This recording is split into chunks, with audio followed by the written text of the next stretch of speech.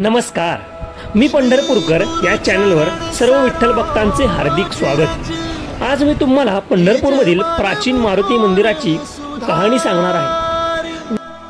विठ्ठल भेटीच्या ओढीने साक्षात भगवान शंकर साऱ्या परिवारासह भूवैकुंठ पंढरीला कैलासाहून निघाले। विठ्ठल महिमा ज्ञात नसल्याने आणि दीर्घ वाटचालीमुळे कंटाळून येताना त्यांच्या परिवारातील एक जण जागोजागी थांबू लागला।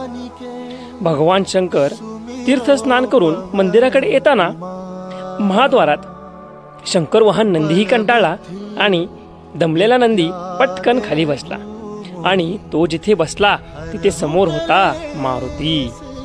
त्यामुळे केवळ महादेवासमोर एक पाय उचलून निघण्याच्या तयारीत बसलेला नंदी पंढरीत मात्र साक्षात मारुती रायाच्या पुढे बसलेला आहे।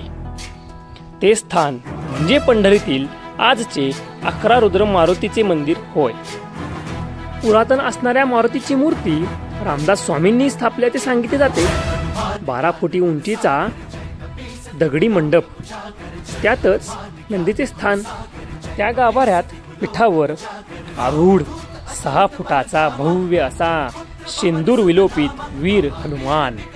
गाभाऱ्याच्या द्वाराजवळ आणि बाहेरच्या 2 खांबांवर सर्व बाजूंनी मारुती कोरल्याने एकूण 11 मारुतीचे दर्शन इथे एकाच वेळी होते।